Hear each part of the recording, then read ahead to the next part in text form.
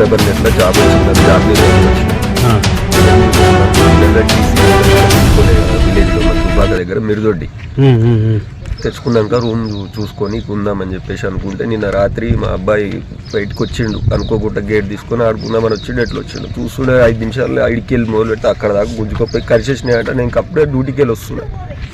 18 నెలల అబ్బాయి కుక్కలు వీకేసిన రోజు సోషల్ మీడియాలో అదే అసలు మా కొడుకు అట్లా గతి పట్టిందంటే నుంచి ఒక 40 కుక్కలు ఉన్నాయి. ఆ పిల్లగాడి మీద 40 కుక్కలలో పిల్లగాడు ఇట్లా పండి బొల్లాడుతున్నాడు.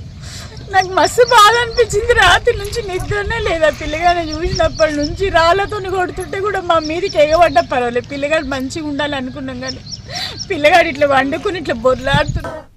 జిహెచ్ఎంసీ వాళ్ళే మంచిగా పట్టుకుంటే ఇట్లాంటివి జరుగుతుండేది అన్న. ఎన్ని జరుగుతున్నాయి అన్న లోకం మీద.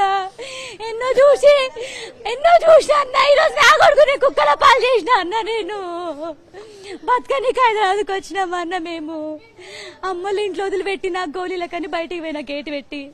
వాడు ఆడుకుంటూ ఏడని బయటికి వచ్చిండో గేట్ తీసుకొని. ఆడ చాలా కుక్కలు ఉండే అన్న. 10 కుక్కల దాకా కలిసి చంపేసిన అన్న నా కొడుకుని. అయ్యో ఆడ మస్తు జరుగుతాయి అన్న. అట్లా అని చెప్పి వాడిని జాగ్రత్తగా చూసుకున్నాం. ఏ దేవుడు కర్ణించలేదు అన్న. 5 నిమిషాలు అన్న ఇంటికి పోయి గోళీలు తీసుకొని వచ్చే లోపు మాయమైంది అన్న నా కొడుకు. అన్న ఎంతమంది పిల్లలు చచ్చిపోతున్నారు అన్న.